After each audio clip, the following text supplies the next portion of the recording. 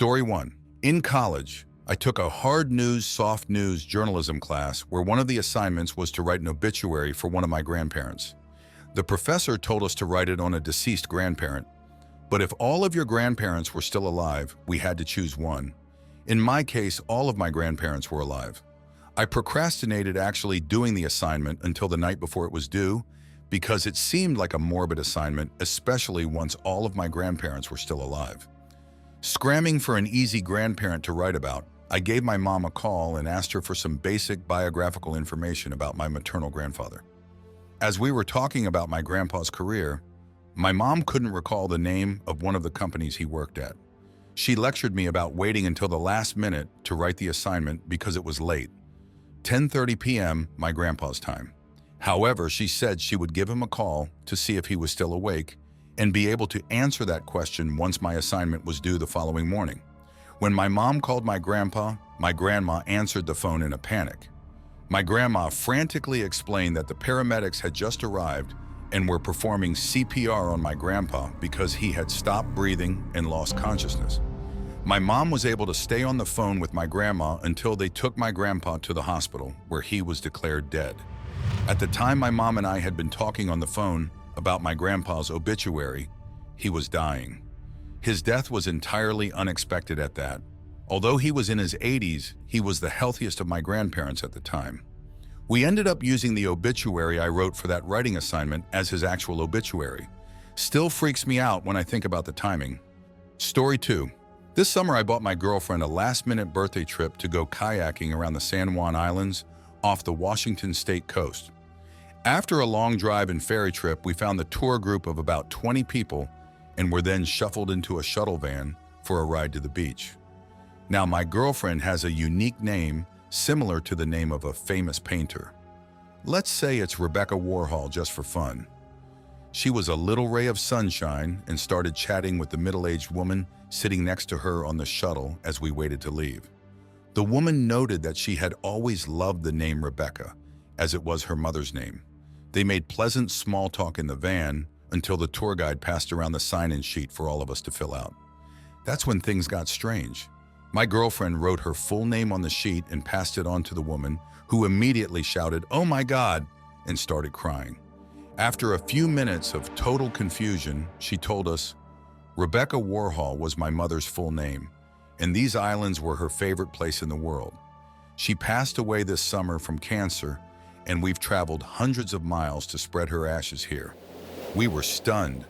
I literally picked a random date, time, and tour company, and then we were split into the same group as this woman, and my girlfriend was sitting right next to her on the shuttle.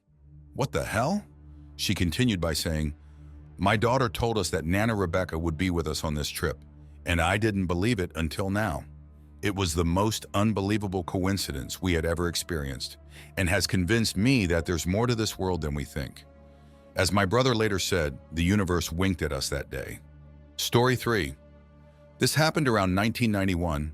It's the middle of the night. I'm standing in my sister's living room, and it must be a full moon, because even though it's around 1 a.m. and the lights are off, I can see clearly. There's a mixing bowl with popcorn kernels in the bottom on the floor in front of the TV, and some rental VHS in a pile nearby. I hear a noise and turn around to see my sister's normally very friendly Labrador retriever looking like Cujo. Fangs bared, snarling, hackles raised. Suddenly there's a bright flash of light and I wake up like I hit the bed from a great height. I think that was a weird dream. Eventually I fall back to sleep, and in the morning I call my sister, planning to tell her the story, but she preempts me by telling me about the weird thing that happened in the night. They woke up to the sound of the dogs snarling at about 1 a.m. Her husband thought there was a prowler in the house, got a gun, and went to find the dog.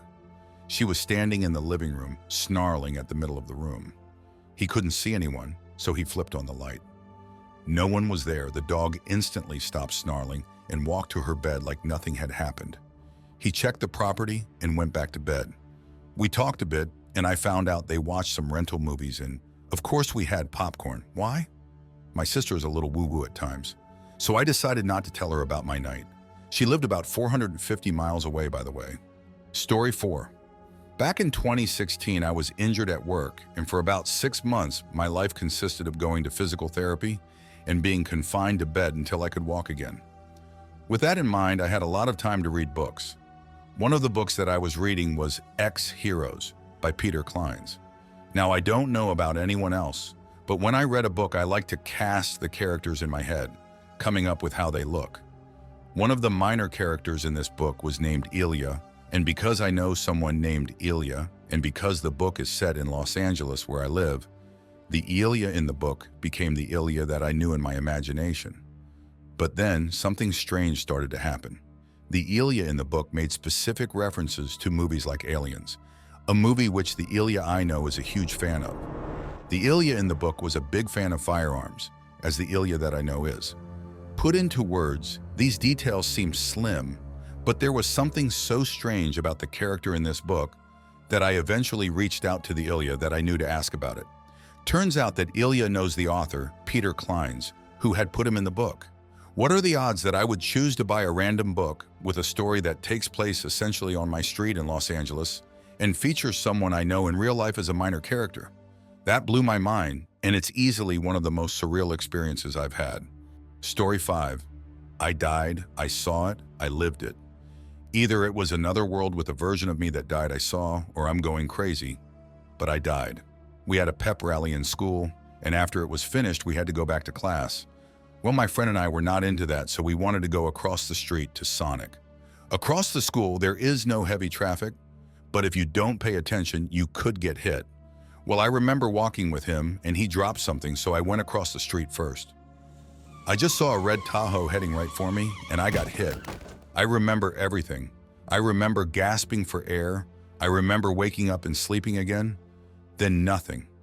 All of a sudden, I was back in the stadium again, and the exact same words came out of the principal's mouth. My friend wanted to go get Sonic, but I was freaking out. Was asking him everything. I thought it had to be a dream, so I went with him just to see what would happen. He dropped his stuff again, and I waited. To my horror, that same red Tahoe showed up. I told him that I was going back to school. I ain't dying again.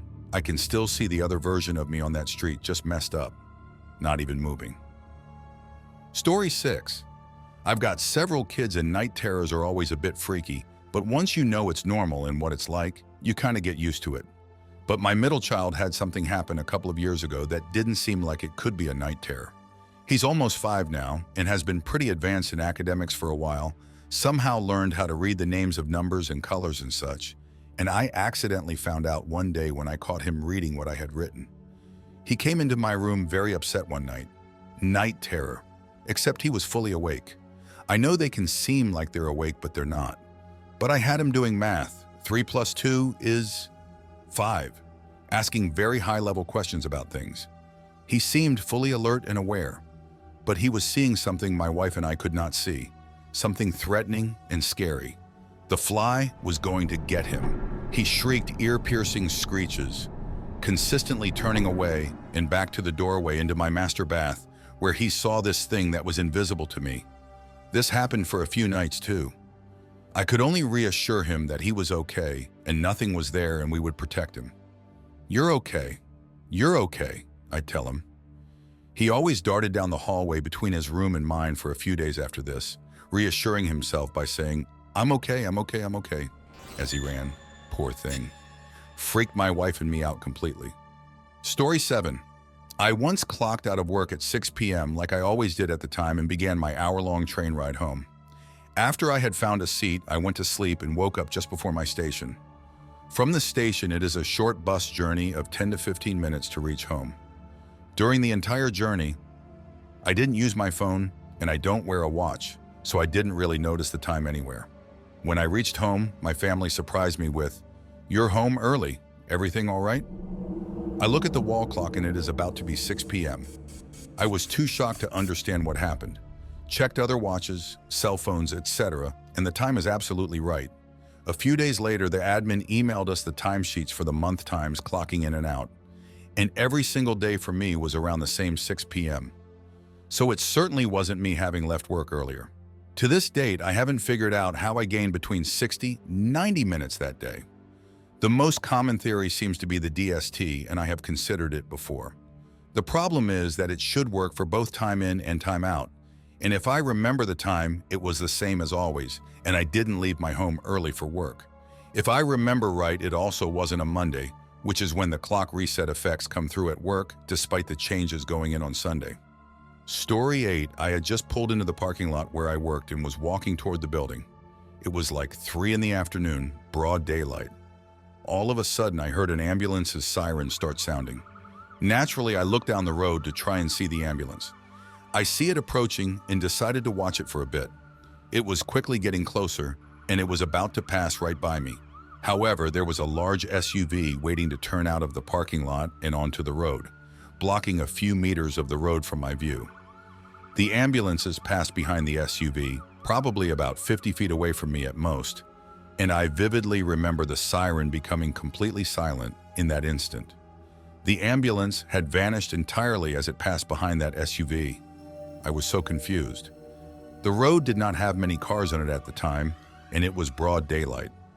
I did a triple take and made sure that I didn't just miss it. I had a clear view of the road going both directions, and there was no more ambulance to be seen. No more siren either. I walked up and down the road, trying to find it for a solid minute. But nope, it was gone. I was well rested, not on drugs, and I didn't have a history of hallucinations. It seems dismissible, but I was completely aware of what happened, and I can't explain it to this day. Story 9. Well, my story's a bit creepy because I lost myself. This was like 7 years ago when I was still in high school. It was a normal day. All classes went well till the math class began. The teacher was explaining the lesson and how it was related to the previous lesson we had the previous day. Everything the teacher was explaining was new to me and never heard before, so I was like, yeah, sure, I wasn't paying attention again during that class. So I opened my notebook to check what I wrote about that class. I always write everything discussed during math class because I sucked at math, and my dad was strict about it, which got my teacher to be strict also with me. And found nothing about the previous class. I asked my friend sitting next to me to give me his notebook to make sure, and I found like a whole new material from the last class that I've never seen before. So I started investigating after the class, going around asking my classmates this crazy question: was I here yesterday during the math class? And they were like, what? And I explained the whole thing to them, and apparently I was not there. I attended both classes before and after the math class, and wrote everything about both classes in my notebook, but I have no memory of where I was during the math class. And the schools where I live have a one-class system where students stay in their class and teachers come to them for the lecture, then leave, and the next subject's teacher comes, and so on. So we know each other well, and everybody I asked said that I wasn't there during the math class. So yeah, I lost myself for approximately an hour. Story 10. This didn't happen to me, but to my mother and aunt when they were younger, and to this day is the creepiest thing I've ever heard.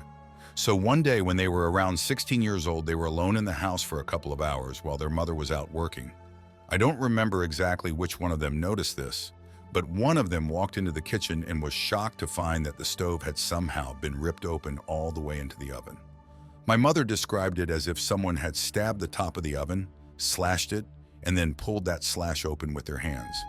Both of them saw it, and when I asked my aunt about this story, she gave me the same description. Also, this was definitely not a visual hallucination, because they swear they reached with their hand from inside the oven to the top through the hole. They both swear they were sober at the time, and I believe them because they were raised in an extremely religious environment, so it's impossible they were drunk or high. When my grandmother got home, they naturally went to show her the slash, only to find it was completely gone. The stove was completely normal, and there was no sign of a hole ever being there. This experience is probably the only reason why I'm not completely skeptical about the supernatural. I've got other personal experiences of this sort, but they all can be explained rationally one way or another in a way that makes complete sense. But this story is way beyond me. Story 11. I was a young boy of 5, 6, I think, maybe 7 at summer camp. The supervisors took the kids to a swimming pool, and we were all swimming there. One of the supervisors was throwing kids into the pool. We'd splash around, climb out, and get tossed in again, which was great fun. It was my turn to get thrown in, except I forgot to take a breath before I hit the water and went under pretty deep. Now I was underwater, and I really had to take a breath and was fighting the urge to breathe. I lost and inhaled. I swear to fucking God, I'm not making this up, but I somehow breathed air. I felt calmer and my lungs and body relaxed. just like I had gulped fresh air. I swam around underwater for a bit, just because it was so weird, but then I had the thought that maybe I shouldn't test or take for granted this thing that just happened. I should just count my blessings, so I went up and surfaced. The rest of the day was normal, and I never told anybody. I should mention that as a very young child, age 2, 4, that I hallucinated a few times. Once I was walking down a hall in my house and I started floating in midair. If I thought about it or questioned it, I'd start sinking. But if I just relaxed and accepted it, I could float again. That only happened to me once, but I would have dreams where the same dynamic would happen for many years. Those stopped around the time I hit puberty, I think. Anyway, I don't know what happened that day in the pool. My first thought at the time was that it was another hallucination, but the part I don't understand is why I so desperately needed to breathe before the hallucination happened, and why I was so relaxed and calm and not panicky as if I had actually breathed afterward. I even stayed underwater for a bit. It was pretty surreal. Story 12. I have 2 stories that tie together. When I was like 6 on an Easter Sunday, I was at my grandparents' Catholic church, and the priest would always have kind of a story time on the holidays with the kids. He'd have us come and sit all around the front of the church.